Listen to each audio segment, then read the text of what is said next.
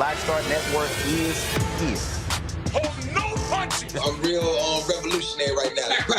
Support this man, Black Media. He makes sure that our stories are told. Thank you for being the voice of Black America, Roland. Stay black. I love y'all. All momentum we have now, we have to keep this going. The video looks phenomenal. See, this difference between Black Star Network and Black-owned media and something like CNN. You can't be Black-owned media and be scared. It's time to be smart. Bring your eyeballs home. You dig?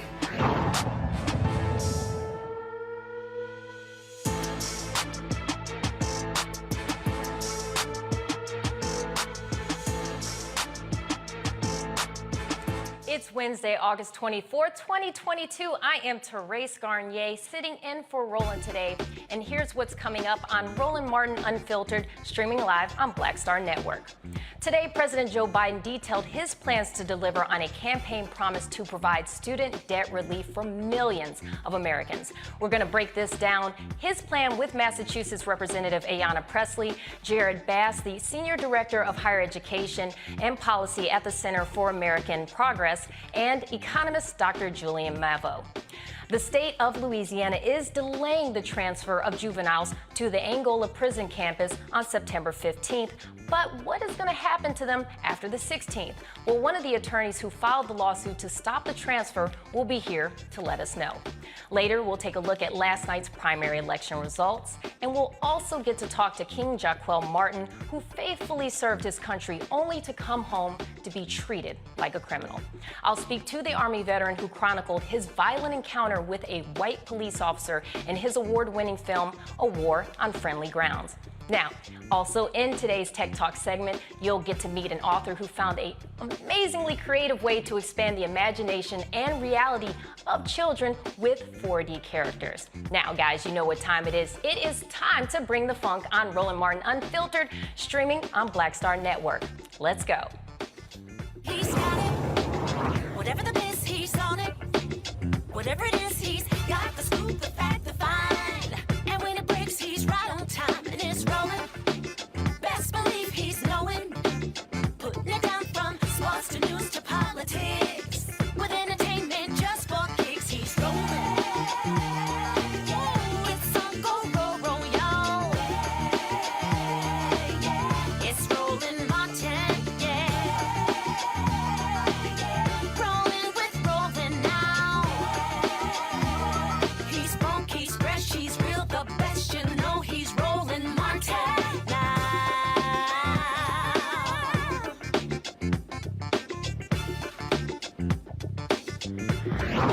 Martin.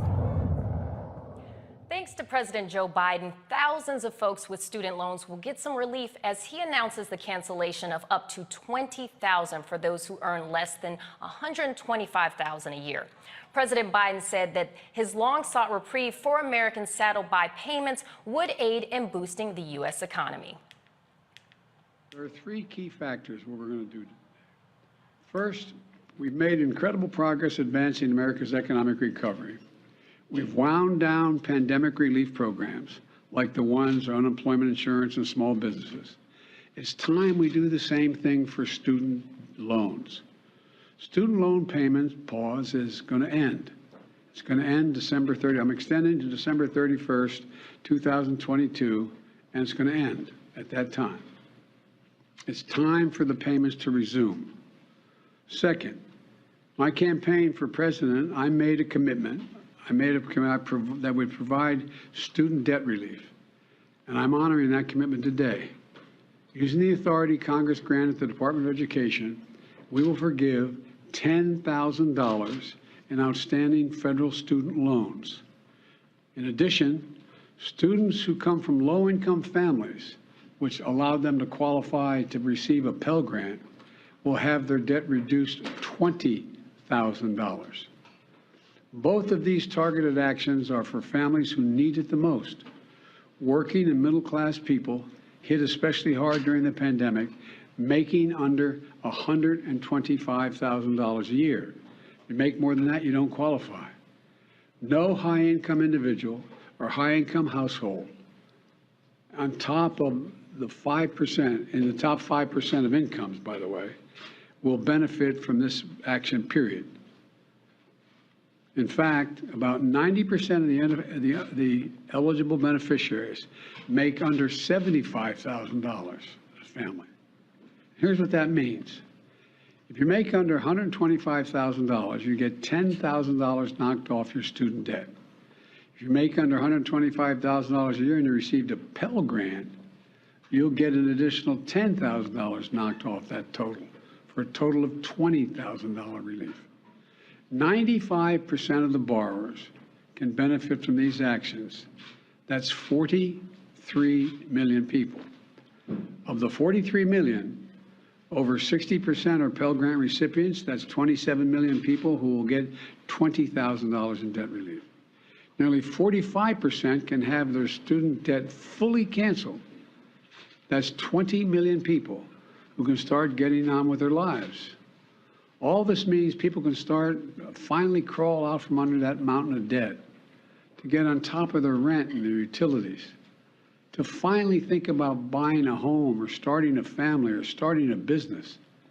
And by the way, when this happens, the whole economy is better off. In the coming weeks, the Department of Education will lay out in detail a short and simple form to apply for this relief, along with information when this application process opens. By resuming student loan payments at the same time as we provide targeted relief, we're taking an economically responsible course. As a consequence, about $50 billion a year will start coming back into the Treasury because of resumption of debt. Independent experts agree that these actions taken together will provide real benefits for families without meaningful effect on inflation. Student debt disproportionately affects Black borrowers. Last year, 86.6% of Black college students took out federal loans to attend a four-year college, compared to just 59.9% of white students. Now, Black borrowers carry an average of $53,000 in debt, while an average of white borrowers only hold about $12,000 in debt. Well, joining me right now, I have Representative Ayanna Pressley from Massachusetts to discuss Biden's plan. Now, Representative Pressley, you have been calling for the cancellation of $50,000 in federal student debt. How do you feel about what the president proposed, which was about $40,000 shy of what you and others, such as Senator Elizabeth Warren and Senate Majority Leader Chuck Schumer, had hoped for? Sure, good to be with you, Trace. You know, first and foremost, I think it's important we acknowledge just how far we've come. Student debt cancellation was an issue that many considered fringe and really questioned who, in fact, was impacted by this nearly $2 trillion crisis. They really tried to marginalize the issue and thought that student debt cancellation would be regressive in impact. And the fact that any cancellation has happened is a testament to the strength of this movement, those who shared their stories of hardship, and our partners. You know, at the end of the day, the president has the authority, and so he could pick up that pen. I'm not the president, but I remain deeply committed to the issue. I'm proud of our movement. I'm proud of our partnership. And we have been imploring President Biden to act, and he heeded our calls today. And so, but I do think it's important to contextualize just how far we've come in order to get this action today. And it is an unprecedented one. So we really can't celebrate enough just how impactful this will be for the people with student loan debt. 20 million people will have their debt fully canceled, and another 23 million will have their debt reduced. So this relief will help them be able to purchase a home, build wealth, start or grow their families, and put more money in their pockets. And this is important. Although we have passed the Inflation Reduction Act, people are still feeling the hurt, and will be until we round that corner and they begin to feel the impacts. And we're still in a pandemic-induced recession. So this is responsive to the multiracial, multi-generational coalition that elected this president. And most importantly, it's response to the needs of the people who have been burdened. So this is the first step that's being taken. So are you and others going to push to maybe get that other 40,000 going? Or what's your plans? What's next? Well, I mean, what I'm focused on right now is just making sure that that people are applying for and accessing this relief. More info will be coming and be available in the coming weeks, but borrowers can sign up to find out if they qualify for debt cancellation, as well as the revamped repayment program. So I want to encourage people to go to studentaid.gov/debt relief to sign up to be notified automatically when this becomes available. I'll be doing my best to conduct my own vigilant oversight here, because what's important is that people are feeling the impact of this relief. Again, this is a crisis that impacts people from every walk of life. Educators struggling to meet monthly minimum income, monthly minimum payments, seniors living on fixed incomes, 76 years old in my district still paying on student loans, parents who are paying their loans still and now paying their children's because they took out Parent Plus loans. So this is an economic justice issue. It's a gender justice issue because 2/3 of this debt is held by women disproportionately, and it is a racial justice issue. And that's why we've continued to push on this, because we know that this will help to narrow the racial wealth gap, and we know that Black students borrow at higher rates because of discriminatory policies like redlining, which have denied our families' ability to build generational wealth. So although there have been gains in income, we know that income is not wealth. And so our students borrow at higher rates and also default at higher rates. And so this is going to be meaningful and transformative, and it is going to be deeply felt. We have more work to do to address the root causes of affordability when it comes to higher education. And so we have to treat public higher education, invest in it as the public good that it is. We need to expand Pell Grants. We need tuition-free community college. And we also have to invest in our HBCUs, which have been chronically and woefully under-invested in. But no doubt about it, this is a meaningful and transformative moment, and I thank the administration for heeding our calls. And so you and others work very hard to help push this along. So thank you so much for all the efforts you put into this. And also thank you for joining us on the show today. Now, I would like to switch it over to two guests that we have as well as our panelists, piggybacking off what Representative Pressley had mentioned about how this could impact the economy as well as inflation. Well, joining me right now, I'd like to bring in Jared Bass, the Senior Director of Higher Education Policy at the Center for American Progress, and economist Dr. Julianne Malvoh, Dean of College of Ethics Studies at California State University, Los Angeles, to explain the cancellation, how this cancellation could boost the economy. So we're going to have you guys jump in and join us and tell us how can this impact our economy. If I can go to our first speaker, I'm sorry, I just lost y'all's names. Let's have Jared chime in and tell us how is this going to boost the economy? So, I think the Congresswoman already touched on that. Specifically, this will help borrowers to build wealth, purchase homes, start businesses, save for retirement. So definitely some economic benefits there.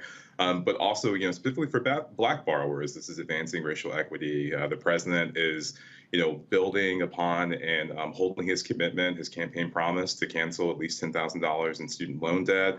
And also, his executive order about advancing racial equity. And we're going to see that for Black borrowers through this action today. So, we're talking about narrowing the racial wealth gap, as well as, to help the economy, but also economic opportunity for Black borrowers in particular. There's some stats that I was able to find earlier today. There are some individuals, including the NAACP, the Congressional Black Caucus, that are seeking greater debt forgiveness. Now, the impact, according to Liberty Street Economics, found that forgiving the $20K per borrower would wipe out about $321 billion in student loan debt for a third of borrowers, which will be about 12 million people. However, some argue the extra money that consumers will have now, because they don't have that debt, to spend, that it could increase demand and actually accelerate inflation. So tell me a little bit about how you feel about those who make that argument. Well, I think the argument, frankly, is specious. I'm sorry, brother. I thought she was talking to me. But in any case, I think the argument is specious. I think that clearly people have more money, they will spend it, but they may also save it. One of the things that we notice about basically the heavy burden of student debt that so many young people carry, and some not so young people. Representative Pressley mentioned a woman in her 70s who is still paying student loan debt. But here's the deal. People who have student loans are basically delaying adult decisions. They can't buy homes.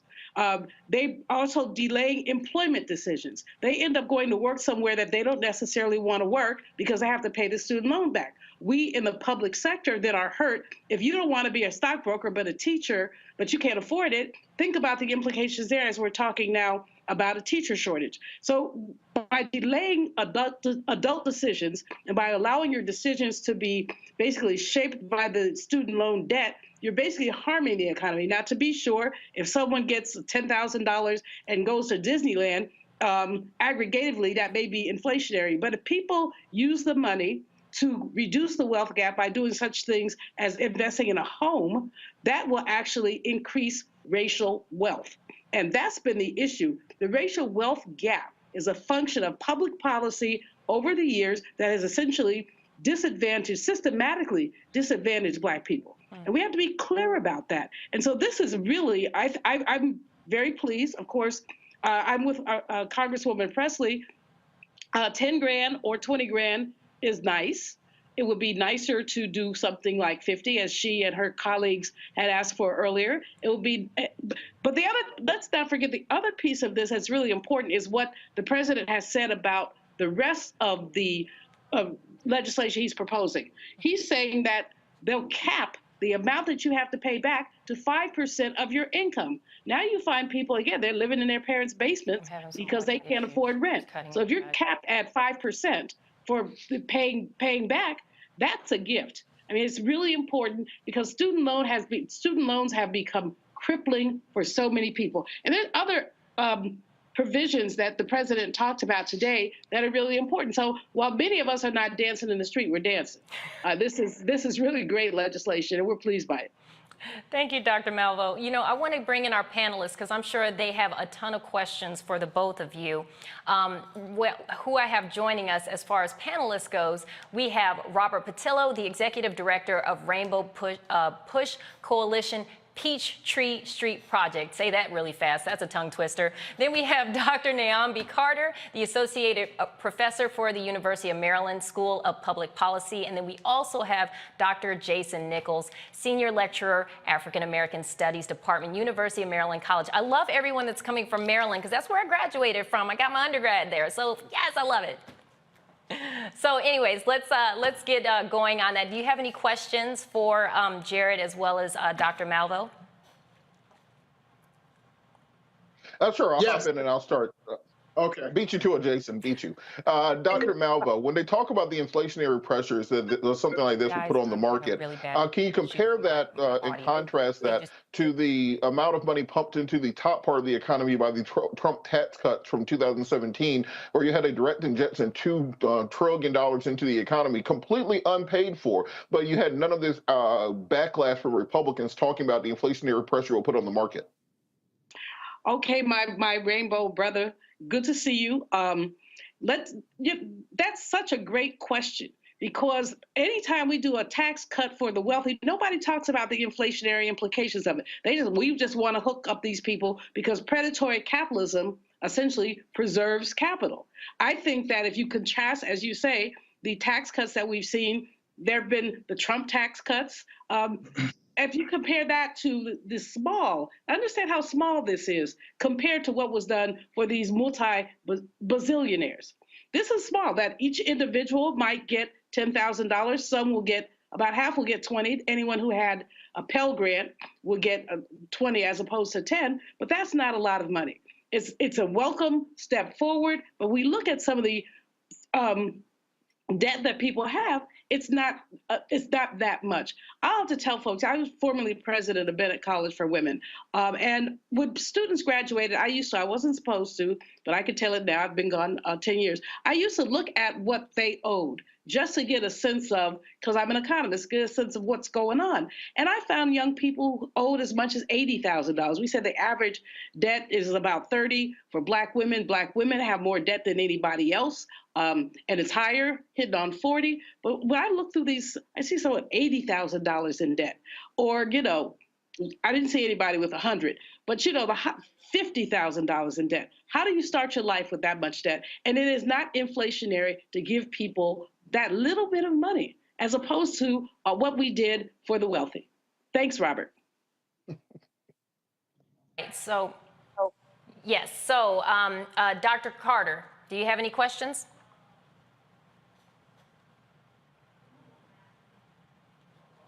All right, let's go on to Dr. Nichols. Oh, sorry. So firstly, I just want to say go Terps. But I also think that, you know, a lot of people have talked about the primary issue being the cost of education and not doing something about the cost of education and public education being the primary issue. I'm wondering for Dr. Malvoh and the other gentlemen, what do you say when people talk about moral hazard and the fact or the idea that if you forgive loans right now without addressing the cost and the rising cost of higher education, that later on people will take on debt and expect that their loans will be forgiven in the future? So I'm wondering what your response is to people who make that argument. So again, I think it's the speeches argument we've seen.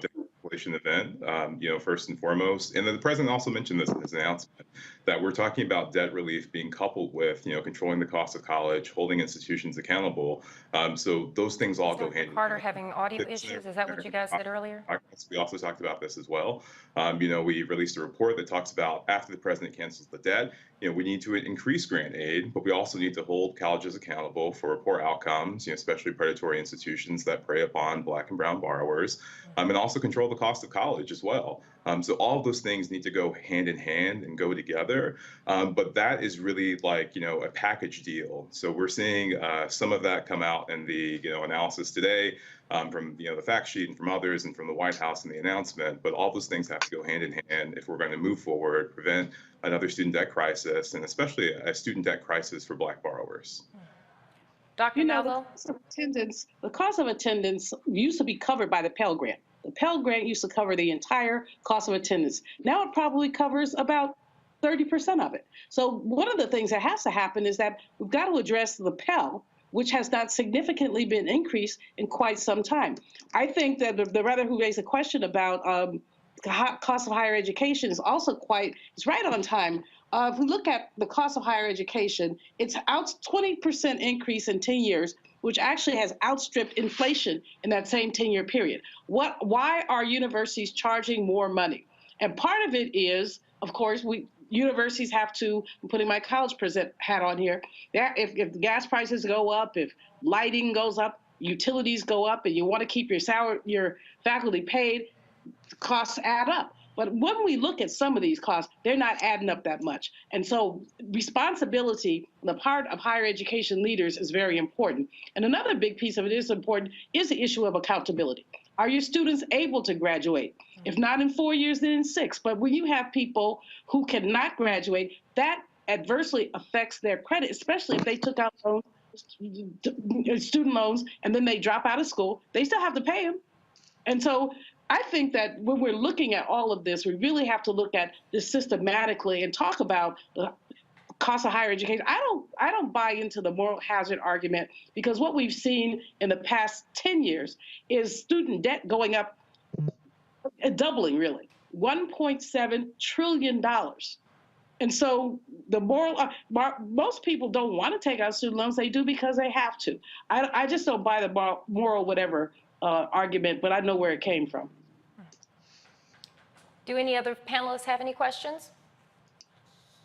Well, I think I do have a follow-up just on that point, because it seems that we only start talking about morality when it comes to money for poor people. When you were talking about the $1,400 for the stimulus program, we heard politicians saying, well, they might go out there and spend it on liquor and cigarettes and so on and so forth. And now we're hearing that, well, we give people student loan repayment, not full repayment, even just $10,000 or $20,000 off, that all of a sudden everybody's going to go start buying Gucci belts and everything and not invested in the economy. Is there very succinct Keynesian economic argument that says that because we're looking at 2 consecutive quarters of negative GDP growth, that this is actually the type of direct injection of capital into a market that would stem this housing downturn that we're looking at and actually stabilize much of the U.S. economy. Should that be the argument we're making as opposed to the moralistic argument? And it's for both of you, of course.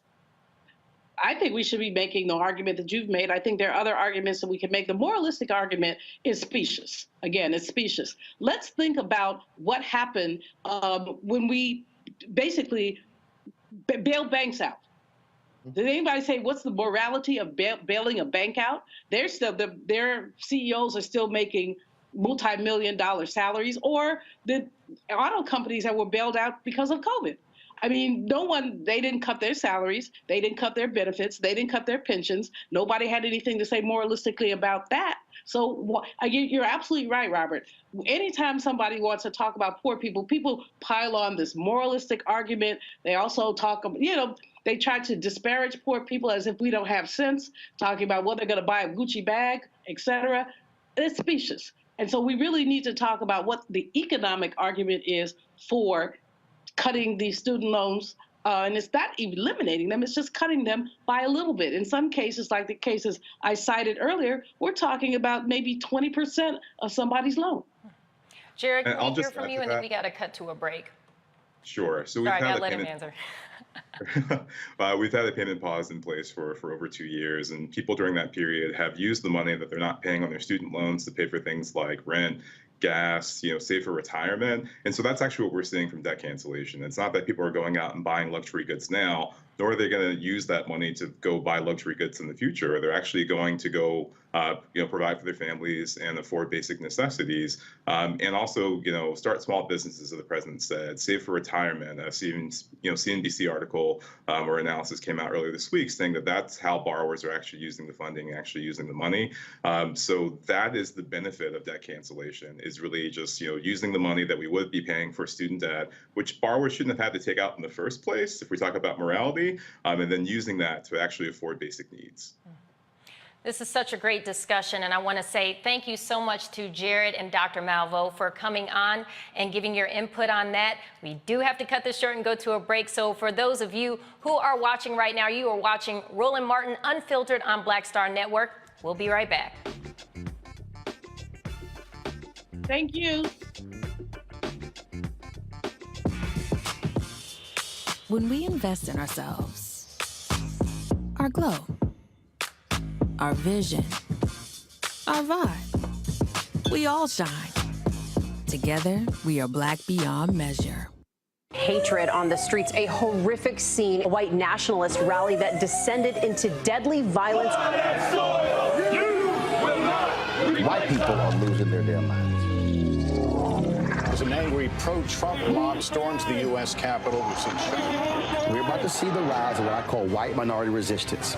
We have seen white folks in this country who simply cannot tolerate black folks voting. I think what we're seeing is the inevitable result of violent denial. This is part of American history. Every time that people of color have made progress, whether real or symbolic, there has been what Carol Anderson at Emory University calls white rage as a backlash. This is the rise of the Proud Boys and the Boogaloo Boys. America, there's going to be more of this. Here's all the Proud Boys, guys. This country is getting increasingly racist in its behaviors and its attitudes because of the fear of white people. The fear that they're taking our jobs, they're taking our resources, they're taking our women. This is white fear.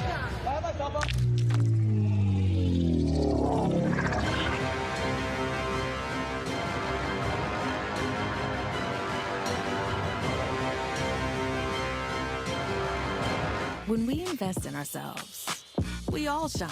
Together, we are Black beyond measure. Pull up a chair, take your seat at the Black Table with me, Dr. Greg Carr, here on the Black Star Network. Every week, we'll take a deeper dive into the world we're living in. Join the conversation only on the Black Star Network. When you talk about blackness, and what happens in Black culture. We're about covering these things that matter to us, speaking to our issues and concerns. This is a genuine people-powered movement. There's a lot of stuff that we're not getting. You get it, and you spread the word. We wish to plead our own cause. Too long have others spoken for us. We cannot tell our own story if we can't pay for it. This is about covering us. Invest in Black-owned media. Your dollars matter. We don't have to keep asking them to cover our stuff. So please support us in what we do, folks. We want to hit 2,000 people, $50 this month, raise $100,000. We're behind 100,000, so we want to hit that. Y'all money makes this possible. Checks and money orders go to P.O. Box 57196, Washington, D.C. 20037-0196. The Cash App is $RM Unfiltered. PayPal is R Martin Unfiltered. Venmo is RM Unfiltered. Zelle is Roland at RolandSMartin.com. We're all impacted by the culture, whether we know it or not. From politics to music and entertainment, it's a huge part of our lives, and we're going to talk about it every day right here on The Culture with me, Faraji Muhammad, only on the Black Star Network. I'm Chrisette Michelle. Hi, I'm Chaley Rose, and you're watching Roland Martin Unfiltered.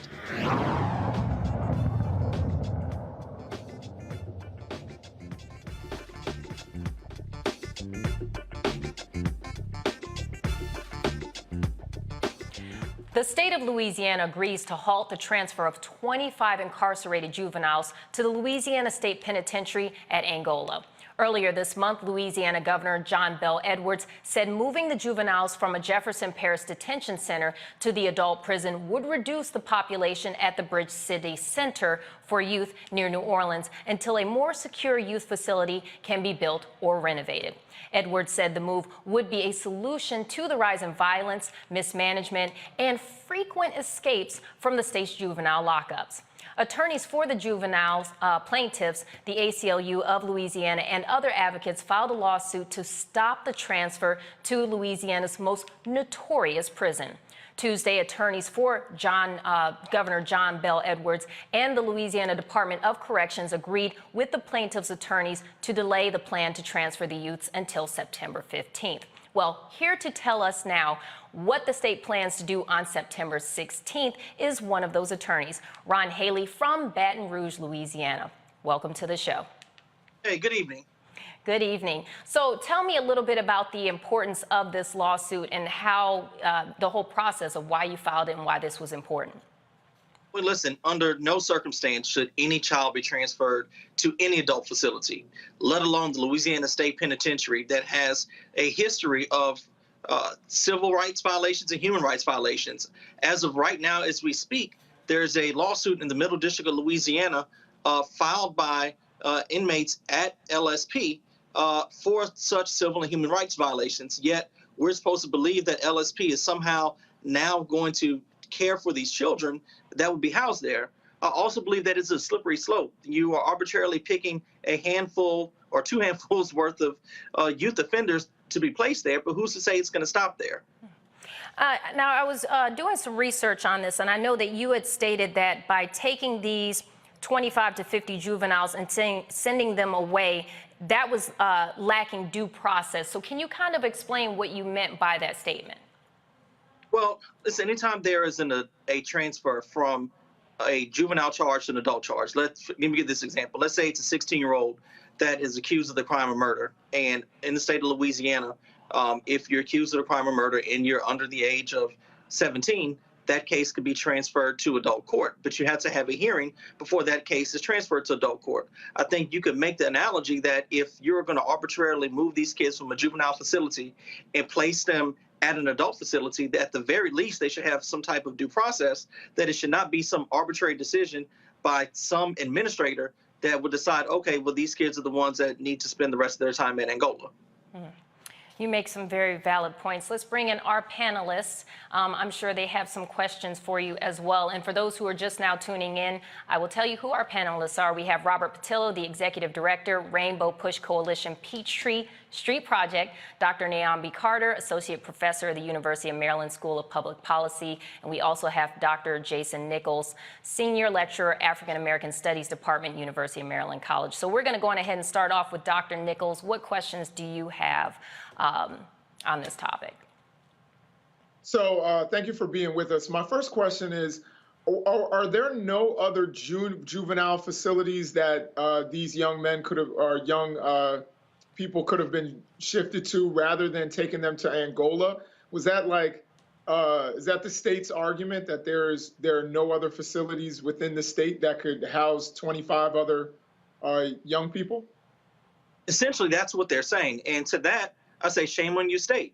You should have seen these problems come from years and years ago. However, you've done nothing to fix the infrastructure within OJJ. You have done nothing to switch the model that should go towards a more restorative approach. Instead, you're taking a very punitive approach, similar to what you do in adult courts. And the fact that the facilities that are currently in place are not up to code or not fit for these juveniles, do not punish them by sending them to Angola. Fix your problems. Thank you. You make some valid points, but I would also like to point out as well that these juveniles were going to be transferred to a facility that will not have adults in with them. So I wanted to preface it for that, but you make the argument that regardless, that these juveniles need to receive that due process regardless, because they are not adults, even though they're being transferred to a facility that won't actually have adult prisoners in it. So I wanted to preface it with that. Dr. Carter, do you have any questions? Yeah, so I want to thank Attorney Haley and the others who are doing this extraordinary work. What is the argument for transferring juveniles to an adult facility in the same state that won't allow juveniles to make decisions about their body where abortion is concerned? Moreover, with the restorative justice approach, has that even gotten any consideration? Because I know they say they won't be in facilities with adults, but can we even trust that there's an infrastructure there that would house children and only children in this case? So there are a few questions in there. I'm sorry for that. No, absolutely. And listen, it piggybacks on what I was going to say. Yes, they say that on Angola's grounds, there's going to be a separate facility where these kids are going to be. My issue with that is this. Today, the federal court judge, Judge Shelley Dick, ordered, when we had the status conference on Tuesday, that the plan of action on how they're going to house these children, how you're going to meet their needs, were supposed to be delivered to plaintiff's counsel by the end of the day today. Instead, what we're met with, and we just got this on PACER, which is the federal filing system, we got an emergency protective order that was filed by the governor's office and the other defendants, preventing them from providing us with that information that was ordered by today, which Judge Dick flatly shut down and denied that order. And so we're still in wait right now for what that plan is. I was going to love to come on television with you guys tonight and discuss, listen, this is what the plan is that they gave us, and discuss whether or not I thought it was good or not. But up to this point, we still have not seen the plan, which is absolutely troubling that that on July 19th, the governor says, we have a plan to move these kids to Angola. And now we are, about 3 weeks out from when this move was supposed to take place, and we don't have a plan. Dr. Nichols, I have a question for you quickly. From the research I've done, it's stated that Angola used to be a plantation, okay, a slave plantation. So you have that, and now you're taking teenagers to this facility. Kind of give us the history on that and possibly the impact that it could have on juveniles that have to go to this facility. Well, specifically, I can't speak on Angola, but one of the things that we know is certainly the connections between slavery and our criminal justice system. And so it's definitely troubling that at this time, at a time when, I'm sorry? My apologies. Oh, okay, sorry, I thought you had asked another question.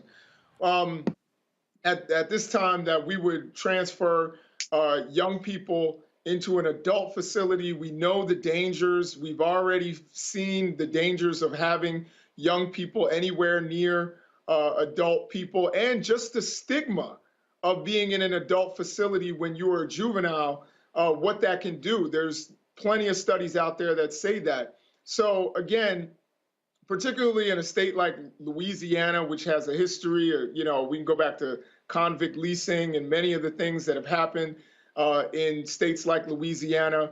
For them to be doing this to young people, I think is really troubling. And I appreciate the work that the gentleman and, of course, the ACLU are doing in trying to block this. They should have prepared themselves. And the question is, why don't they have other facilities throughout this state in order to house these young people? And my other question is, if they don't have the facilities, what kind of care and treatment, what kind of health care, what kind of education are young people who are in the criminal justice system, in the juvenile system, what kind of care are they getting if they don't even have a bed or places for them to sleep? And that's not adequate.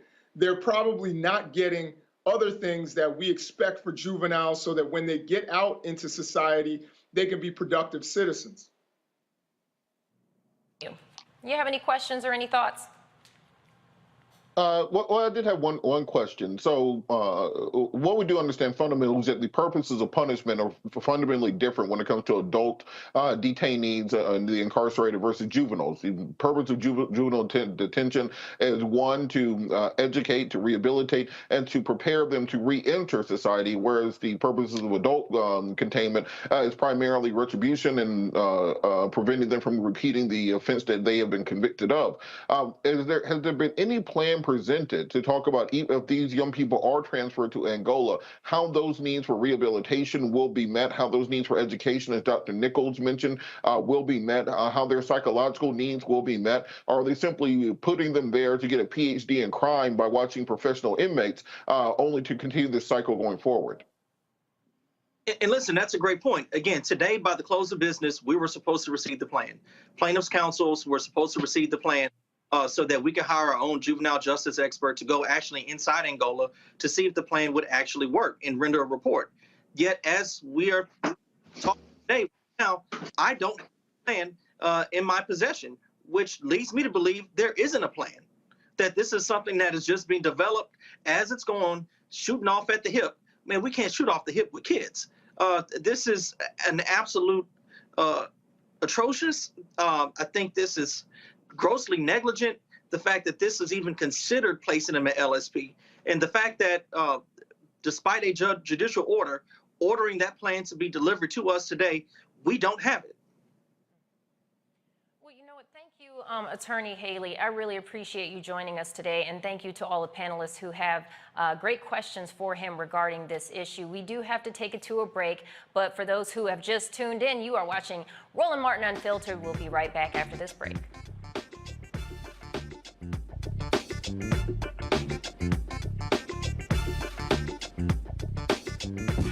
When we invest in ourselves, we're investing in what's next for all of us.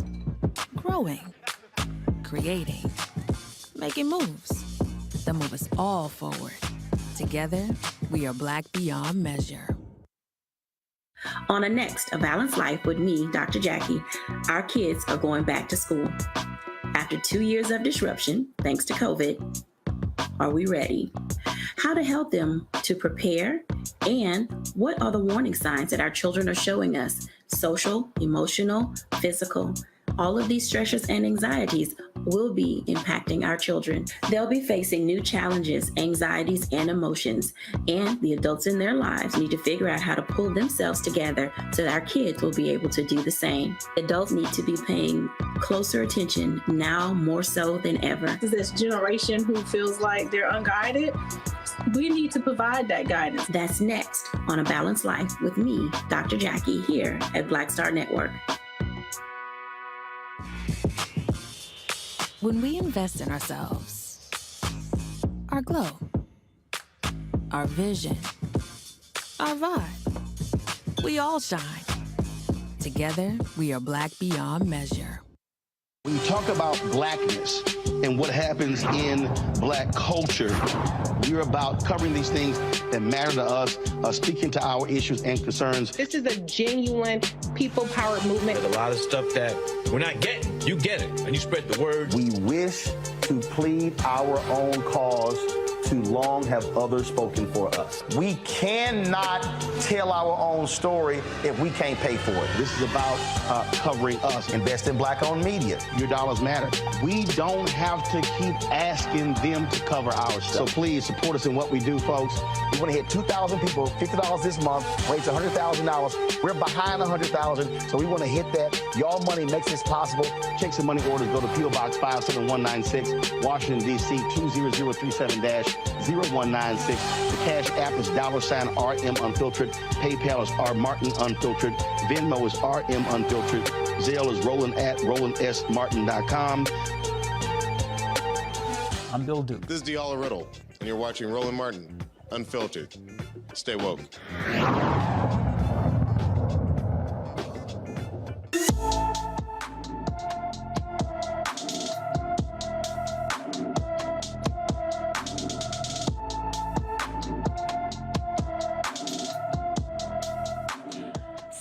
Savannah Daniels has been missing from Orlando, Florida since July 25th, 2022.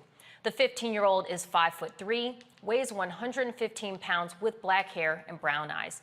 Anyone with any information about Savannah Daniels should contact the Orange County, Florida Sheriff's Office at 407-836-4357. Again, that's 407-836-4357. Now, in Florida, the stage is set for who will go head-to-head in the midterm elections. Now, the most recent watch race will be for the Florida Senate seat. Representative Val Demings won last night by a landslide to become the state's Democratic nominee, vying to unseat Senator Marco Rubio. Governor Ron DeSantis will face off with former Governor Charles Crist. Newcomer progressive Gen Zer Maxwell Frost is up against Republican Calvin Wimbish. The two are running to fill Val Demings' seat. Now, if Frost wins, he'll be the first Gen Z member of Congress. Representative Matt Gaetz, who is still under federal investigation for sex trafficking, won last night's primary and will face Democrat Rebecca Jones in the fall. Let's go on ahead and take it over to our panelists to get your thoughts on the turnout. Let's go on ahead and kick it off with Robert. What's your thoughts? Well, I think what we did see is a very clear distinction going on in both the midterm elections and going into 2024, which is you had Democratic candidates running on actual issues, running on reality, running on a platform of student loan reform, talking about deficit reduction, inflation reduction, what has been done on infrastructure, the various legislative issues that President Biden's been able to get pushed through in the past month or two. You know, there was a very low spot in the Biden administration over the summer where people really did think that the Republicans were going to have a red wave going into this fall. But with these recent string of victories, they've definitely turned that around. In the meantime, if you look at some of the commercials coming out of DeSantis and coming out of some of the other Republicans running, J.D. Vance and Dr. Oz and Herschel Walker, the standard bearers of the Republican Party, they have gotten farther and further disconnected from reality. And I think that's going to show itself going into this fall elections. I think a perfect touchstone to that was today during President Biden's address about student loan reform. One reporter was able to shout out and get a question into President Biden before he left the room. And instead of asking a question about student loan reform, about the deficit, about inflation, he asked, did you know about the FBI raid in Mar-a-Lago? Because in their minds, that is where the American people are. And I think that disconnect between them and actual fundamental reality is what's going to help people like Val Demings and Raphael Warnock and Fetterman and Ryan and Charles Booker and Mandela Barnes around the country, Cheryl Beasley, to pull these races out. And I think Democrats might end up actually gaining seats in the Senate as opposed to the predicted loss that it normally happens in a midterm election. Mm-hmm. Dr. Carter, what's your thoughts?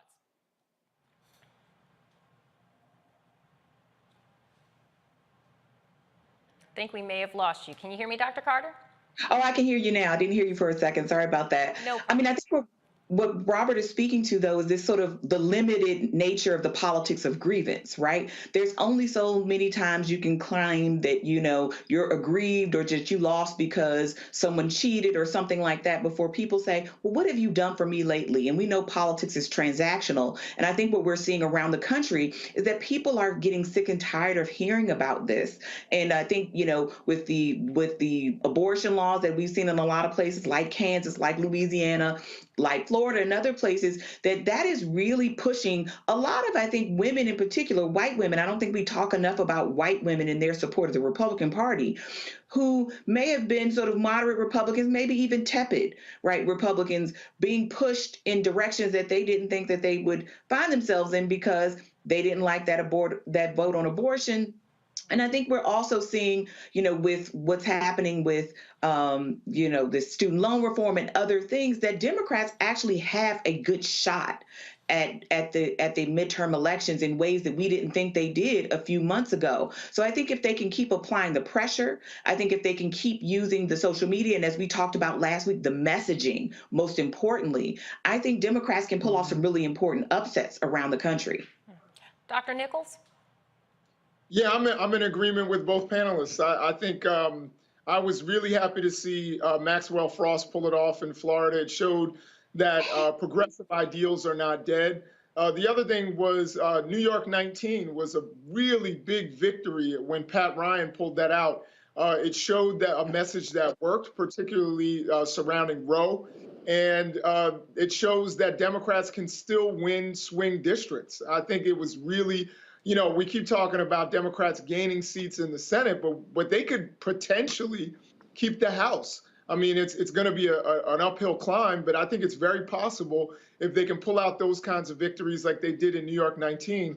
I think Val Demings has a good shot against Rubio. I think there are others that I think are a little more difficult. Tim Ryan against J.D. Vance is going to be a difficult race, no matter how far J.D. Vance is from the mainstream. We got to remember that Trump won Ohio by 8 points, so it's going to be an uphill climb. But I think Democrats still have a very good chance in all of those races. I was happy to see some of the results, but I also want to, I don't want to be a Debbie Downer here, but we have to remember that Laura Loomer, who is a white nationalist, an anti-Muslim white nationalist, got 44% of the vote in her district during the primary. I mean, that should be really disheartening. I mean, she came within a stone's throw of becoming the Republican nominee in a red district. So I think it's, we still have to remain very vigilant. We need to remind the American public of the dangers of some of these candidates that we see, particularly in these kind of swing states like Arizona. I don't know if we still consider Florida a swing state, but Florida and Ohio and Wisconsin, there are some really dangerous people on the ballot, and we certainly need to remind the American public the importance of voting in this upcoming election, and certainly in 2024 as well. I had a follow-up for Dr. Nichols. So, Jason, you talked a little bit about that J.D. Vance versus Tim Ryan race there in Ohio. It's what we've seen is there have been very few people able to kind of recreate that Trump magic, able to carry that Trump water. We see DeSantis doing his best, kind of cosplay impression of Trump. He had the Top Gun ad that dropped this week where he pretended to be a fighter pilot that was cringeworthy, and he talked about his war on wokeness. Do you think that it's actually possible for anybody to recreate that kind of Spengalian type of hold that Trump has on the party? Because it doesn't seem to be transferable to other people. They just come off as crazy, whereas Trump is crazy but endearing for some reason to his base. Well, I definitely think that, nobody is Donald Trump. Nobody has the hold over Republicans like Donald Trump. I do think one of the things that's benefiting Democrats is not only talking about policy, like you and Dr. Carter just pointed out, but also just how incredibly bad the Republican candidates are. You and I talked about this on your radio show on WAOK, that, Herschel Walker, who said, don't we have enough trees, in response to a question about climate change. Like, these are really historic. Dr. Oz, who's talking about crudité. I had to Google it. I didn't know what crudité was, and I'm supposedly a coastal elite. I'm a PhD coastal elite. I don't know what a crudité was. So the whole thing is, these are historically bad candidates, and that gives Democrats a chance. But I really think, J.D. Vance is a literary star. He is somebody who claims working class roots from Ohio, even though he's been an investment banker probably longer than he was ever working class. And he worked for Peter Thiel, where he gets $10 million, a quarter from that guy. But yet it's about the legend that he puts forward. And the last poll I saw had him a little bit ahead of Tim Ryan, 45 to 42. So it's going to be tough. I don't think any of them is Trump. And to be honest, I hope Trump wins for the 2024 race, because I think DeSantis is more difficult a matchup for any of the people, the Democrats who are coming up, because of the fact that DeSantis can make himself seem, he doesn't have the legal issues, and he can make himself more endearing to the center. And that's what scares me, those people with those conservative values who are turned off by Trump's tweets and Trump's, a brashness. DeSantis, I think, could be attractive to them. So I worry more about DeSantis, and I hope Trump actually does keep that hold. Some very, very good points. Thank you to our panelists, Robert Patillo, Dr. Nyambi Carter, and Dr. Jason Nichols. Moving on, a Oregon man connected to a white supremacist support group pleads guilty to a hate crime and false statement charges for his participation in the assault of a black man. Randy Smith stood before a judge in the U.S. District Court for the Western District of Washington and admitted to attacking a Washington State DJ because of his race on December 8, 2018. Now, Smith said that he and some of his fellow support group members beat the black man who was serving as a DJ at the local bar because he believed the DJ was being disrespectful to the members of the white supremacist groups. The men repeatedly punched, kicked, and stomped the black man while calling him racial slurs. Smith also pleaded guilty to making false statements and unlawful possession of a firearm. Smith's sentencing is on November 18th, and he faces up to 25 years in prison. Now, you are watching Roland Martin Unfiltered. We will be right back right here on Black Star Network.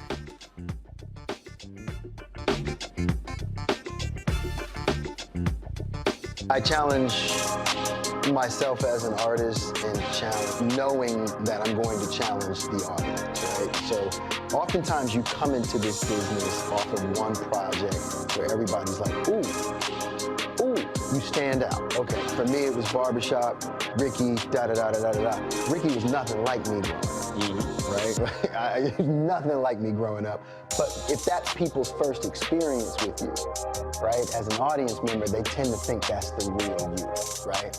So, for me, after that, I got a whole bunch of offers to play roles just like Ricky, right? This Tupac-esque type of thug, right? And I just said no over and over again. And then you keep trying to do other things. And then I went through a series of romantic movies and romantic leads, and I always try to bring some sort of gravitas to those roles. And then it was like, okay, well, but before I get into all of that, let me hit y'all with, For Color Girls, and, step outside of the realm of, what you expect of me to do as an audience member in terms of being this romantic lead and everything. Because I didn't get into this business to be the romantic lead, that dude. Like, I didn't get into this business. You can get locked in. You can totally get locked in.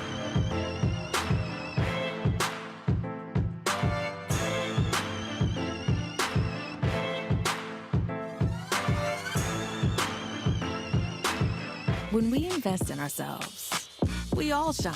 Together, we are Black beyond measure. Don't you think it's time to get wealthy? I'm Deborah Owens, America's Wealth Coach, and my new show on the Black Star Network focuses on the things your financial advisor or bank isn't telling you. So watch Get Wealthy on the Black Star Network. When we invest in ourselves, we're investing in what's next for all of us. Growing, creating, making moves that move us all forward. Together, we are Black beyond measure. When you talk about blackness and what happens in Black culture, we're about covering these things that matter to us, speaking to our issues and concerns. This is a genuine people-powered movement. There's a lot of stuff that we're not getting. You get it, and you spread the word. We wish to plead our own cause. Too long have others spoken for us. We cannot tell our own story if we can't pay for it. This is about covering us. Invest in Black-owned media. Your dollars matter.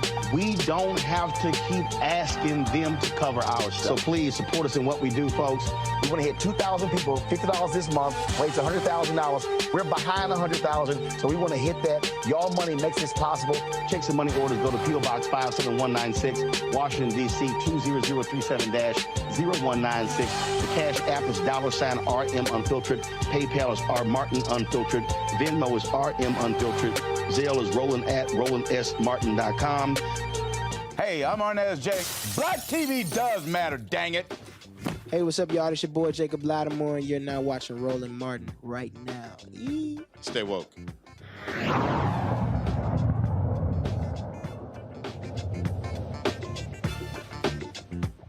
You are watching Roland Martin Unfiltered. I'm Therese Garnier filling in for Roland today. And joining us, we have King Jaquell Martin, an award-winning director, actor, motivational speaker, and most importantly, Army veteran. Hi, King. Thank you so much for joining us. How are you today? Amazing. How are you doing today? Thank you. I am doing wonderful. I'm doing wonderful. Before we get into the debut of your film at the Chinese Theater in Hollywood, let's backtrack a little bit and talk about what happened to you that inspired you to make this award-winning short film, which is called War on Friendly Grounds. Okay, so I used to be in the United States Army. I was wrongfully assaulted by Officer Benjamin Fields. Officer Benjamin Fields is the same officer who assaulted the young lady at Spring Valley High School. So after seeing Fruitvale Station, shout out to Ryan Coogler and Michael B. Jordan and Colin Kaepernick taking a knee, I wanted to tell my story. So I went to film school. I reached out to a couple of people, did some interviews. I wrote a book entitled A War on Friendly Grounds, and I was able to turn the book into a short film. Now, I want to go a little bit more into the situation and how you ended up being attacked by this officer and how this officer wasn't fired and somehow made his way to a different state and ended up attacking a teenager while she was sitting in her desk in a classroom. So tell me a little bit about what the circumstances around how he came to attack you. Okay, so I was on my way home from work. I was stationed at Fort Jackson, South Carolina. I lived maybe about 2 miles away from the base. I was living in Quail Run. On my way home, there was an officer who was named Benjamin Fields, who was already in the neighborhood. He was supposed to be out there looking for a white male flashing little kids. But what I found out was that he wound up finding me going towards my house. And as I was going towards my house, I acknowledged him by nodding my head. In his police report, he took it as I was teasing him by nodding my head. Now, where I'm from, nodding your head is just a gesture or a way of saying hello. So I get out my car, I walk to the door. I lived in a fourplex, so the officer who lived above me, she wasn't home right now, but her mother was. At the time, my wife was inside studying to be a nurse. When I put the keys in the door, I heard a car peel off. I turned around to see what's going on. The officer ran towards me. He was like, hey you, I'm out here for a noise violation. I was like, well, it couldn't have been me, I just got home. He asked me for my license and registration. I gave him the proper documents, but I had a paper license because I lost my picture license in Germany.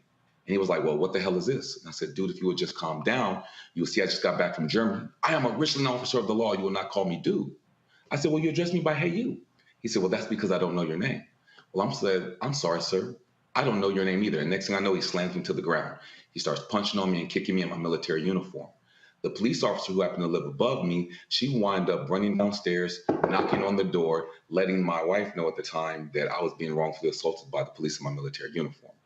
She runs out. He gets hysterical because I used to play semi-pro football and I used to take all the children to my football games. So when all the women and children started watching, he gets on the radio. I think it was like some code 1032, officer in distress. So his supervisor, Deputy Joseph Clark, and multiple of other officers arrived to the scene. He said, get her Black A. She has pictures of me. So he ran up on my wife, slammed her into the car, put her hands behind her head. She drops her cell phone. He handcuffs her. You would think that would be enough. But then he picks her up. Officer Joseph Clark picks her up by the hands and then slams her into the ground face first while she was handcuffed. It's one thing for you to be a man and be assaulted by the police. It's another thing when you have to watch your loved one be assaulted by the police in front of you and there's nothing you can do about it, especially after you served your country. Like I served my country for 10 years. And my question is, if I'm protecting my country, who's protecting me when I come back home? And So you make a very valid point. Yeah, so we wind up going, the ambulance came because he wound up using mace on me. We went down to the police station, and as we were getting into the paddy wagon, they threatened my wife with taking her to the hotel. And I said, "What'd you say to her?" He said, "You heard me." So he slammed the door, and the officer in the front of the paddy wagon heard the whole statement. He wound up writing a statement for us on our behalf. We went down to the police station. We got booked. We got fingerprinted. And then the next morning, we wind up getting out on bond. I told my first sergeant what happened. I had so much pepper spray on me when I went into the emergency room, they had to open up the door. We went back to the police station to get an internal affairs report, which I sent you, and you could just see the cockiness of the officer. No regrets, because if you're able to get away with it, why would you stop? So he basically admitted assaulting me, the racial statements, all the different comments about how he's glad Johnny Cochran's dead, how I'm nothing but another Black statistic. And you know, throughout this battle and this journey, you thought you would get support. You know, I reached out to the Army to try to get support from them. They turned their back on me. I reached out to the local NAACP in South Carolina, the Columbia branch, and they asked me how much money I was donating. I reached out to the ACLU, the Rainbow Push, and all these different organizations trying to get help. And I couldn't find the help that I needed. So I reached out to my mother, who was a first sergeant, which is my hero. She comes down. She was like, this won't happen on her watch. We wind up sending paperwork to the White House. Then we took the paperwork to this post general because they put me out the military with a 0% discharge. The general changed it and gave me a 70% discharge. Now, the problem with the discharge was the same people who did my medical evaluation were the same people that I was writing a report against. So I didn't even get a fair discharge out the military. It took me 4 years to go to court. We were found not guilty on all charges. The judge basically cried on the stand because of how bad the officer was lying and his cockiness because he was being protected by the badge. When it was time for the civil suit, my attorney, Mr. John Mobley, basically tricked me out my civil suit and said, if I drop the assault charge, we can make so much money here if I just drop this charge. And he'll represent me pro bono. So when I signed the paperwork, they wound up throwing my case out. So I've never had my day in court for my civil suit. When Tashiana went to court, basically the head juror admitted to, the judge admitted to knowing the head juror. The head juror's dad helped build the courthouse. And that's when I looked in a moment, I said, this is rigged. This ain't about justice. This isn't a fair opportunity because the judge is supposed to know no one in the jury pool. So she no longer wanted to fight, which I understand. And I became the little engine that could. I kept fighting, I kept fighting, I kept fighting. I wrote the book of War on Friendly Grounds, which is on Amazon. And then I went to film school and I turned the book into a short film. It's amazing what you were able to overcome. I mean, just the thought, you know, there's been an uptick in attacks against service members in uniform by white police officers. And I know I had talked to you about this before. I witnessed my own father, who was a Marine, who actually flew President Obama around. I was 5 years old and he was taking us to Disney World. And I had to watch white police officer call him boy, pull a gun on him, and I'm sitting in the backseat bawling my eyes out, screaming, please don't shoot my daddy. And to this day, I still get anxiety when I see an officer. You know, just that thought and the fact that you were in uniform. There's just no excuse for that, you know? And so that the fact that you were able to overcome it, you weren't able to get justice in the judicial system. However, I feel like with this release of your film at the Chinese Theater on Saturday may have helped with some of that justice. Now, that being said, in 2020, your film, War on Friendly Grounds, began winning every film festival you submitted to. So what do you feel helped propel your film, and what do you feel contributed to its success? I think timing is everything. And right now, if you look at America, we're in a place where we have to have some healing.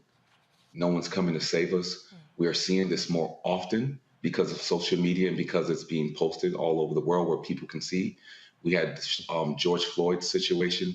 And the crazy thing about it is, before George Floyd lost his life, may he rest in power and love, we had made the movie A War on Friendly Grounds. And in the process of that, we just wanted to tell the truth, because I know I'm not the first, nor I'm the last person that this will happen to. And so what I realize is that I'm my ancestors' dream. And what I mean by that statement is somebody prayed about me a long time ago. So the freedom that I have right now comes from all the sacrifices that they did before me. And so my question is, for me, what will I do for the future? And how will I honor the past for all the people who have lost their life, who continuously, marched, who got waterboarded, who, like the Toluga Nine, shout out to them. I spoke to, I did an interview with, I can't think of his name right now, Lord. But I did an interview with one of the members from the Toluga Nine, and they did the first library sit-in. And when he shared with me how they prepared him for the library sit-in, that he was so nervous that he had his book upside down. But it was something that has never been done before. But he knew it was something that had to be done. So for someone like that to sacrifice his life for someone like me, I feel like that's what I'm doing right now in this moment. And I feel like A War on Friendly Grounds is not just a movie, but it's a movement. And it's an opportunity for us to show up and start having a conversation about how we can heal and build a bridge between the public and the police. And on that note, let's go on ahead and play your trailer for the film so that way people can get an idea of what it's about. Thank you guys. I really, really appreciate this. So, I'm not really big on speeches, but let's have some cake. Come on.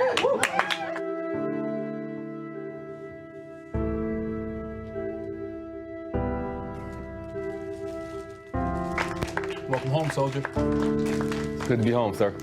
Well, you put your life on the line for this country, and that's what makes you brave. And the truth is, I just really wanted my battle buddies to get back home safely. Hold on. Officer Clark here. Hey. Oh my God. You about to pop the question. Hey, you. Come here. How may I help you, sir? Hey, is this your vehicle?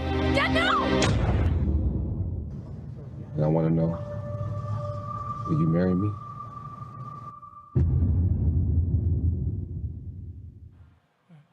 Now, King, a little birdie told me that you come to the show bearing some gifts. So spill the beans. Yes. What did you bring for us?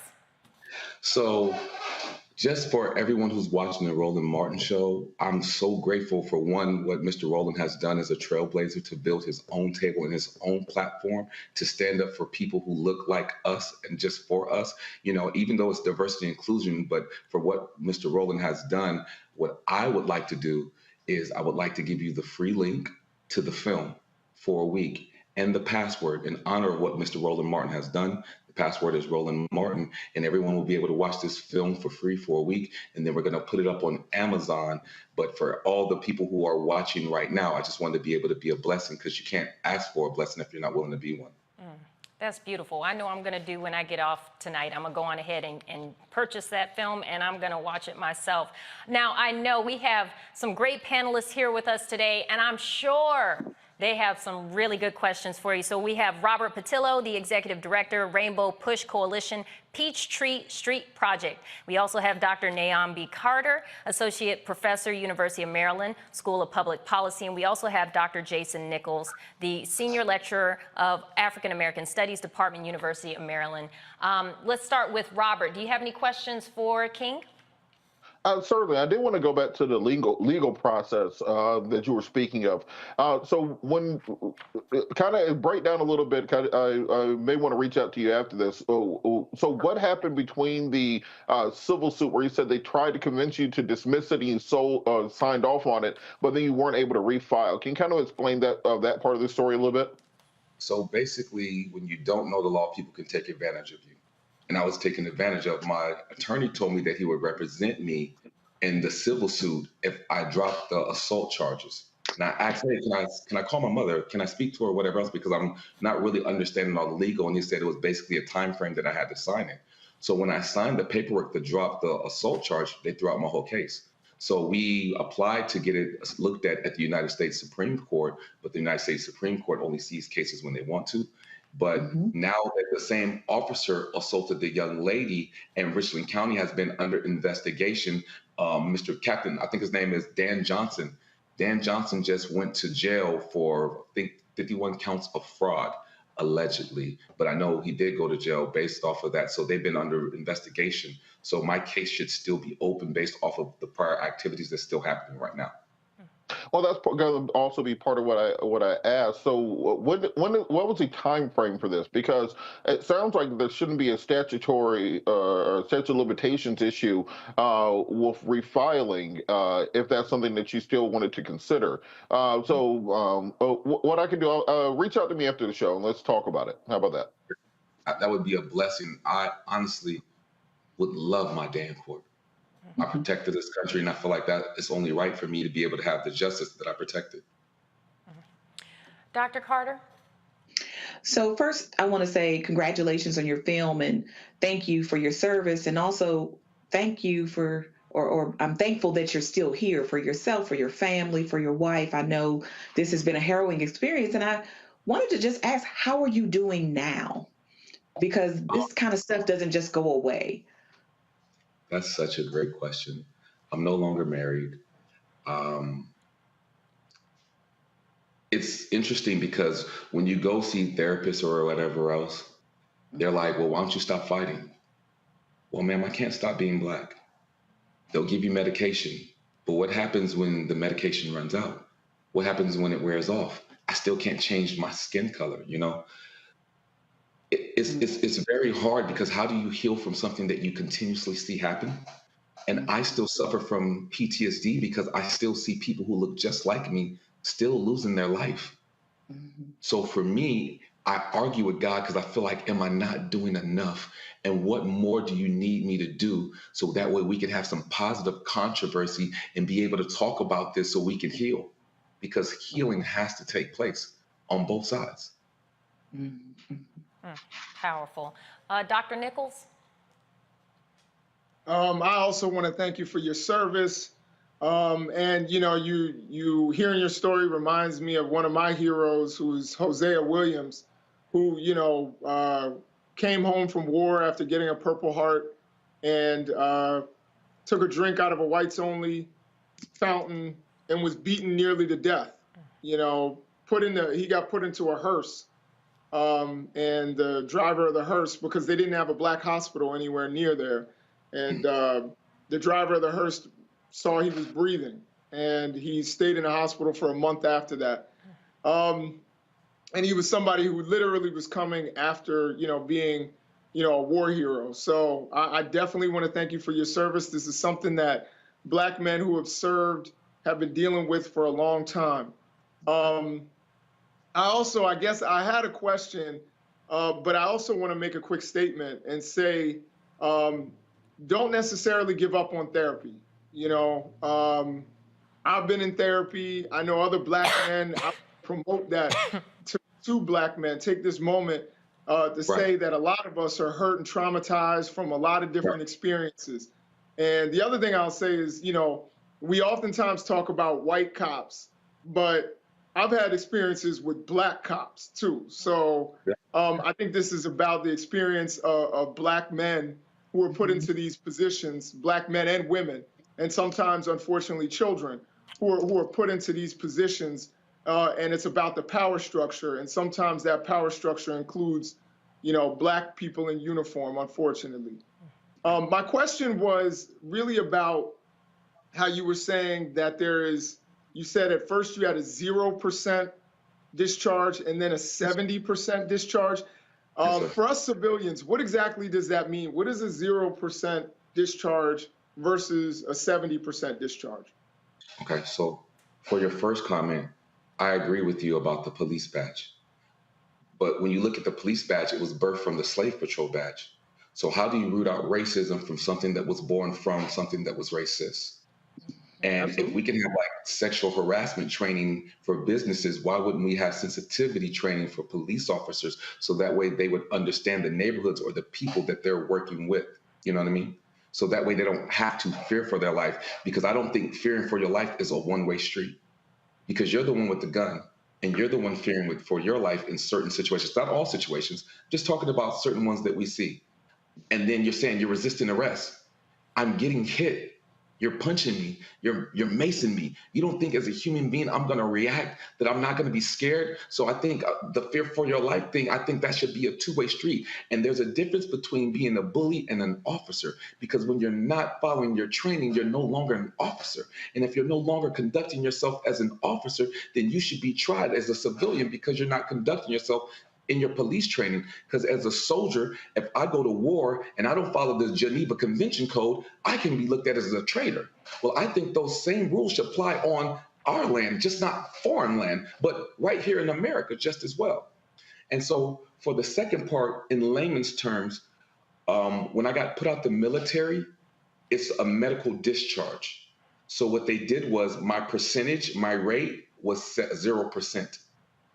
And then I went to the post general when he heard about my case and situation, and they reevaluated me and my PTSD, and then they wind up giving me a 70%. They raised it from 0% to 70% so I could start getting some retirement.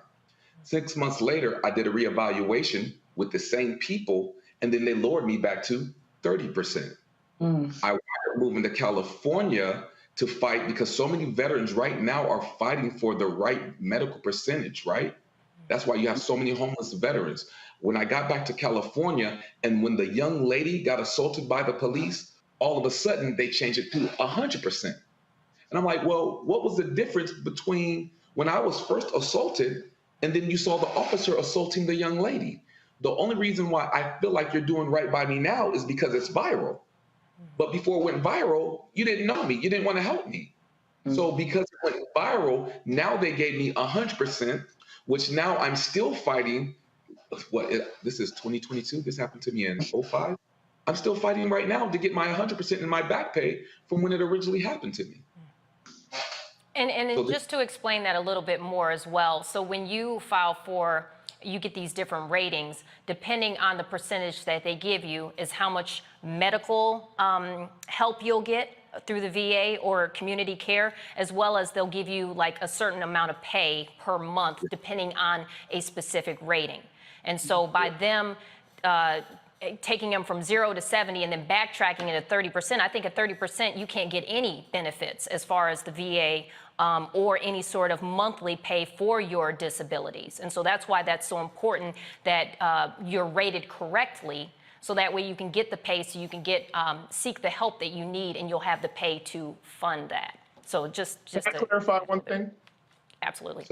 Yeah, I just wanted to clarify. I definitely wasn't saying that racism wasn't involved. I'm saying that the racism is institutionalized and that the racism is systemic. You know, I'm saying that it's not about individuals, it's actually part of the system. And that's exactly what you were saying when you connected it to slave patrols, is that this is something that has grown throughout our law enforcement and our criminal justice system from the very beginning. It's functioning the way it was designed to function. This is not a malfunction. This is the way it was designed with white supremacy in it. And I'm saying that, you know, white supremacy, believe it or not, is an equal opportunity employer, maybe the only one we have. It can use Black people sometimes too. Correct. And for me, what's so important, I believe the antivirus to the system that you're talking about is unity and love, because I believe it takes every color in the crayon box to create a beautiful picture. The problem is the system wants to continue to keep all of us divided. If I can continue keeping you arguing, if I can keep you struggling for money, you will never unite. Now, I'm not putting the Bible on anyone, God on anyone. I'm just saying I believe man united can accomplish anything. And that's why the system wins. The more we argue, the more we are divided, the more we can't come together. We can't create the change. But in order to create the change, the question is this: what are you willing to sacrifice? Change comes with a price. What are you willing to pay? What are you willing to give up? Because the truth is, somebody sacrificed their lives and everything else already for you to even have the comforts that you have today. So don't complain about change if you're not willing to pay the piper to create the change that you want to see. Not one day, but consistently every day. And you can't save nobody else until you learn how to love yourself. Your biggest enemy is your enemy. So once you know how to have self-love, you can stand tall, and then we all can come together standing tall in our love. I don't care what color you are, to create the change that we want to see. Powerful, powerful. I mean, just the fact that you were able to take this experience and turn it into a positive. You're turning it into a film that can help others who've gone through this feel the pain that you went through and unite and say, okay, what can we do to start making these changes? And we saw that start with, you know, the unfortunate killing of George Floyd. People uniting and saying, this has got to stop. This cannot continue. And so thank you for that fight that you put up and continuing to stay positive and using that tragedy and turning it into something positive that can help other people, which just goes to show that you always put service before self, and you're still serving. Even though you're not in uniform, you're still serving the American people. And so very glad that you're doing that. Now, for those who may not have caught where they can catch your film, can you tell us once again where they can find your film, how long they have to access it, so that way people can go right ahead right now and start downloading that? Like I said, there's a special, it's on Vimeo. If you put the link up, they'll be able to see the link. The password is Roland Martin, because he is a trailblazer, and this man has sacrificed to build the platform to report the news to us, the truth. And that's why I named it Roland Martin, in honor of him, for it's my way of saying thank you. I appreciate everything that you've done, who you are, and people might see your platform, but they don't know the race that you ran to build your platform. So I honor you, King. I thank you, King. I appreciate you. I love that. That's beautiful. So folks, check out the link that's on the screen right now. This is only for you. So everyone that's viewing right now, you are the only ones that have access to his film right now. So please show some support. Check it out. It's a great film.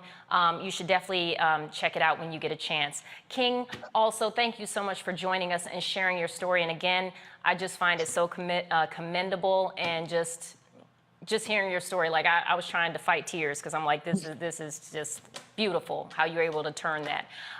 Folks, you are now watching Roland Martin Unfiltered on Black Star Network. We're going to take it to a break, but don't forget to download his clip on Vimeo. We'll see you after this break.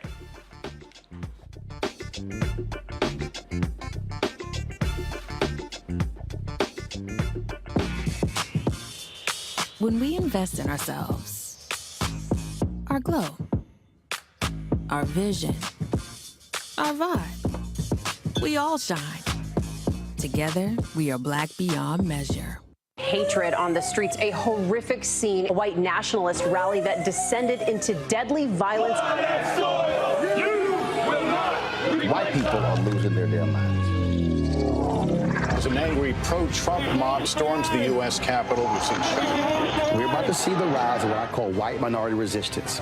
We have seen white folks in this country who simply cannot tolerate black folks voting. I think what we're seeing is the inevitable result of violent denial. This is part of American history. Every time that people of color have made progress, whether real or symbolic, there has been what Carol Anderson at Emory University calls white rage as a backlash. This is the rise of the Proud Boys and the Boogaloo Boys. America, there's going to be more of this. Here's all the Proud Boys, guys. This country is getting increasingly racist in its behaviors and its attitudes because of the fear of white people. The fear that they're taking our jobs, they're taking our resources, they're taking our women. This is white fear.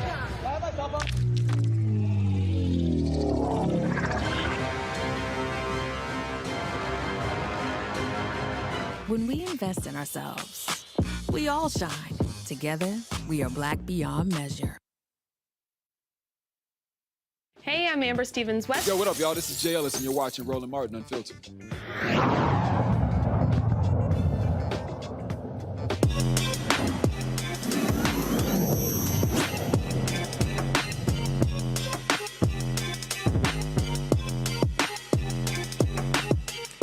Reading definitely expands the imagination, especially in children. Well, one children's author created an app that brings a book character, multiple book characters actually, to life. The creator and author of the RainbowMe book collection figured out how to bring folklore and fairy tale characters of color, specifically, from around the world to life in this app. Joining us right now from Greensboro, North Carolina, we have Kia Johnson, the founder of RainbowMe Kids. Welcome and thank you so much for joining us. How are you today? How you doing, Trace? Oh, I believe we're having some audio issues. I'm sorry. Can you repeat that? I'm doing well. Can you hear me okay? Yes, I can hear you. I can hear you. First and foremost, I want to say thank you so much for joining us. I know as a kid, you know, we had Reading Rainbow, or we had, you know, you would go to different libraries and they would have competitions. If you read 25 books, you get a free pizza. We had those kind of things, right? Never, ever would have I imagined kids today being able to see stuff in 4D. And I know if they had that back then, I probably would have read way more books. So let me stop blabbing because I'm so fascinated by this. Please tell me how you came up with the idea and let everyone know how they can access it. Sure. So thank you again for having me. Came up with the idea for this book, wanted to create a way that would bring stories to life in an exciting way, in a unique way. We had began creating in-person events where we would bring movies to life, and the kids would come. We'd create spaces for the kids that brought different parts of a movie to life. They would watch the movie, enjoy themselves. And I was like, I wanted to do something that would do this for as many kids as possible. And so I don't know if you're familiar with the Pokemon, or of course you're familiar, but remember the Pokemon Go game? I remember when that first came out, I was like, I want to do something with this technology. And speaking with a friend of mine about an idea he had, we came together and I was like, I'm going to put this in a book, but I want to introduce characters that the kids are going to love, become familiar with, enjoy their stories, and make them memorable. And so added the technology, the augmented reality technology, to make the characters and their stories memorable. That is amazing. You know, I read for a living, and I've found it that I don't like reading as much. So will there be an adult version of this? Because I'm like, I would totally download that. That is so cool. So kind of explain how it actually works. So like, how does it, explain it. I love it. Sure, absolutely. And I can show you if that's okay. Even better. All right, so my first book was O is for Oshun, and this is the one that introduces folklore characters from A to Z from around the world. They're all of color. And we have an app, the RainbowMe Kids app. You can download it. It's right here in the corner. You can download it from your app store. Once you finish reading the book, I'll turn to one of my favorite characters here, which is A is for Affion, the proud princess. Select the book, then you take your mobile device. I am a princess. Who do you want to marry? Anybody. And then I was tricked. My story is from the Akan people of Ghana. And that's it. So every character gives more, shares a little bit more about their story and their countries of origin. One question that parents always ask is, does it read the book? No, the app does not read the book for the children. You still have to read the book to get the concept of the book. This is just a really, really cool pop-up feature that introduces each character. And so we have 26 characters in our first book. And then we have a second book, How Kofi Amiro Became the Hero of Amiro. And this book is the complete story of the K character in O is for Oshun. Wow. So these are our first two books, two more books in the coffer, and we have 26 characters, so we have 26 books coming down the pike. Wow, that's amazing. And for those parents that ask that, they're trying to get out of reading to their kids. They're like, does it read to them so we don't have to? Oh my gosh. We still want the kids to read because that's how they learn. Wow, that's so fascinating. So you said you have several books coming out. So when will the launch of these other books happen so people can look out for them? We have the next two books, which is Gamara, the Giant Princess, and Damani Di Manzana and the Hungry Trolls. Both of those will be coming out next year. Excellent, excellent. And so for those who are interested in purchasing some of these books, and you said you can just go on a regular app store to get the app, where can they go? What's your website? You can go on RainbowMeKids.com. I love it. I'm going to be going on it. I don't even have kids. I have a dog. I'll just get it just to play with my dog with it. For cousins, nieces, nephews. I love it. That is so impressive. I'm very impressed by that. So I wish you the best with your books. I hope others will go to your website and check it out themselves. And then before I let you go, though, I know our panelists probably have a ton of questions as well, and they probably have kids. So we're going to send it over to our panelists. Let's start off with Dr. Carter. Do you have any questions? I do. This is so great. And as a person who loved reading, as a kid who loved reading, this is exciting. So no kids here, but how do you select your stories? Like, what makes you say, this is the character we want to bring to life for these kids? I tried to mix and match as much as possible. So we have princesses, we have kings, we have princes, we have magical animals, we have fairies, we have some gods and goddesses. So I tried to get a good mix from, there's plenty of stories from around the world. And the first book, again, just goes through 26 of them. So again, just trying to get a little bit of everything so kids could see reflections of themselves in different types of characters. I was actually getting ready to say that. That's the beautiful the beauty of this, the fact that a lot of children of color feel they aren't represented. So to be able to have something like this where you have them being represented as queens and kings and princesses, it's so amazing. And the 3D, 4D aspect of it as well, it's going to inspire them more and just give them something to look forward to. Robert, you have any questions? Yeah, actually I do. And I, like you, don't have any kids yet that have been able to find me. But I do wonder, in a lot of school districts around the country, we're dealing with, these people who consider anything along this line to be critical race theory. They're banning books in Florida. If you look at some of these lists of books that have been banned, they're banning How the Cage Birds Sing and so on and so forth.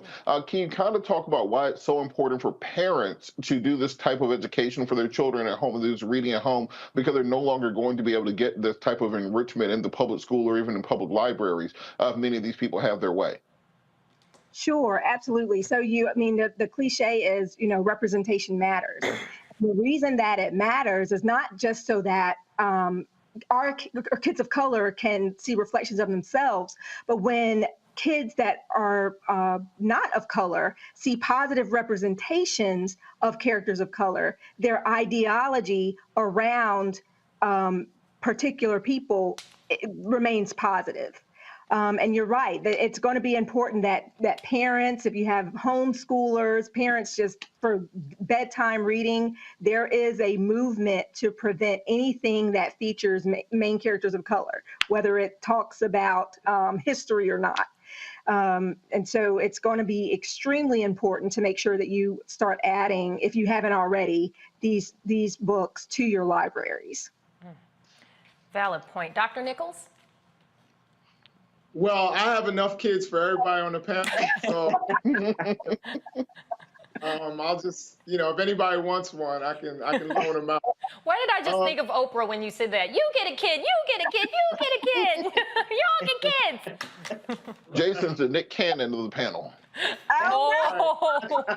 I'm not quite there, and all my children are by one woman, but let me just say, well, first of all, this looks amazing. This app looks incredible. I wanted to ask, are there specific authors that you work with, or are you just finding books? How does the relationship with the authors work? So I'm the author of the first book, of the first two books.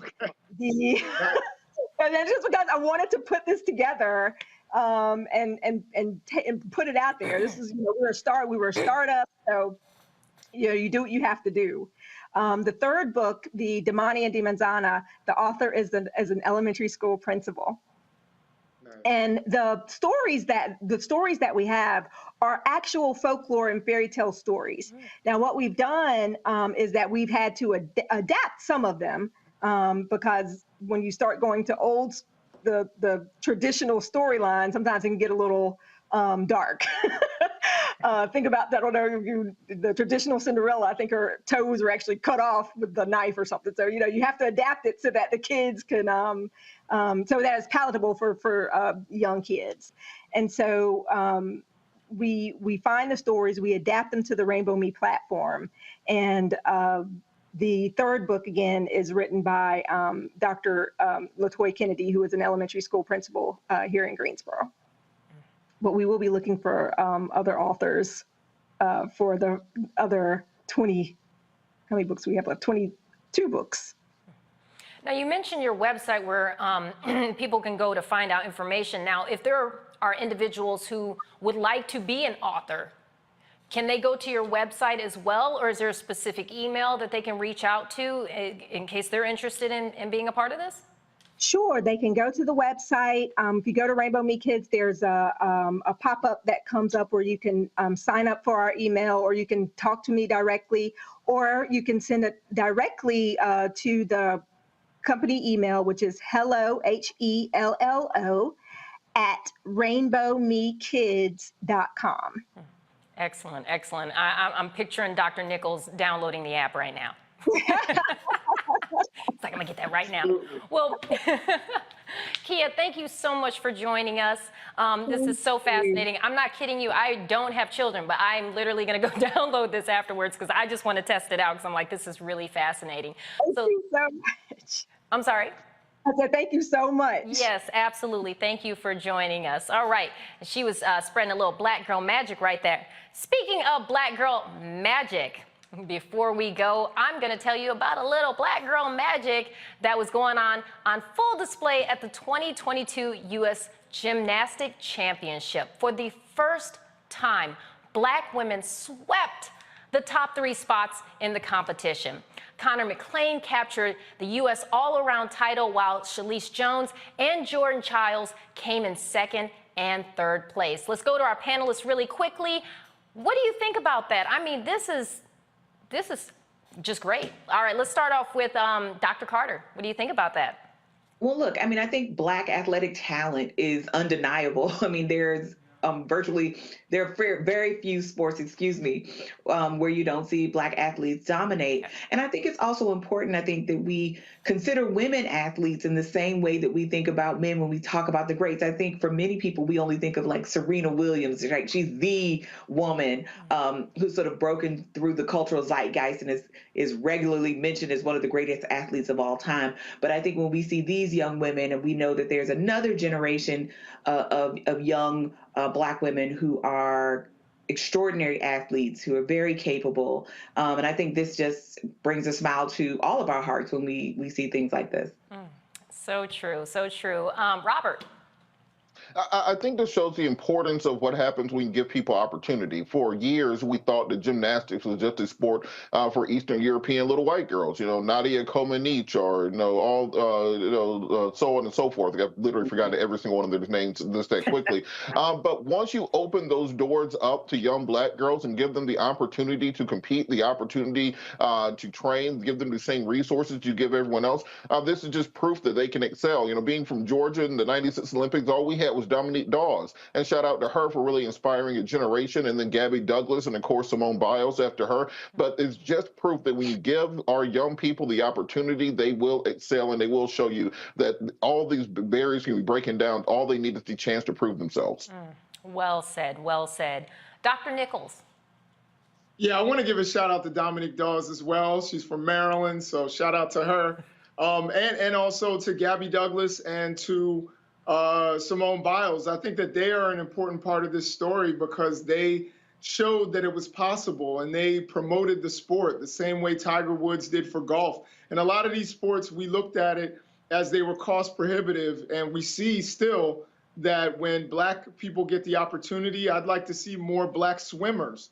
So, that's the next sport that I'd like to see Black people start to conquer. And I think a lot of that, it comes down to opportunity and access, as Robert just pointed out. So I think, the more programs that we get, the more opportunities, the more scholarships that people can get, we're going to see Black people competing in all different kinds of sports. and also, in things like chess and other opportunities to flex their physical and intellectual muscles. I think we'll see that, Black people are strong and capable and durable and incredible people.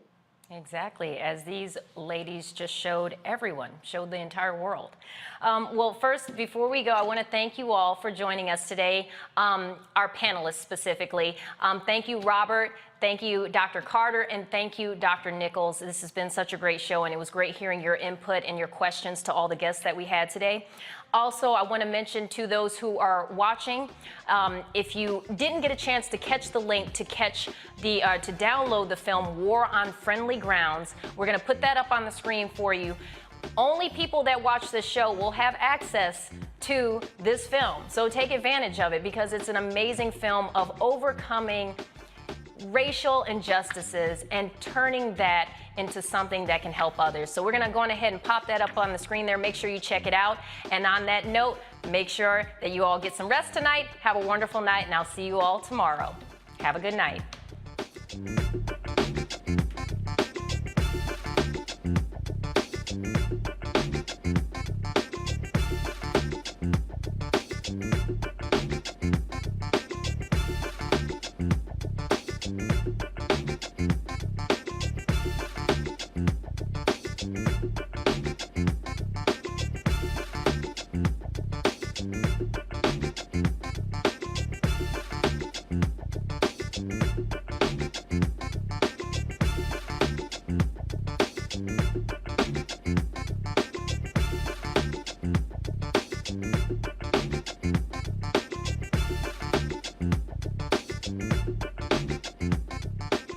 When you talk about blackness and what happens in Black culture, we're about covering these things that matter to us, speaking to our issues and concerns. This is a genuine people-powered movement. There's a lot of stuff that we're not getting. You get it, and you spread the word. We wish to plead our own cause.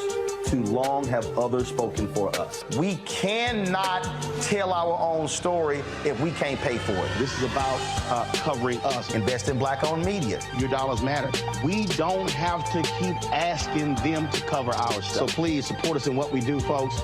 We want to hit 2,000 people, $50 this month, raise $100,000. We're behind 100,000, so we want to hit that. Y'all money makes this possible. Check some money orders. Go to P.O. Box 57196, Washington, D.C. 20037-0196.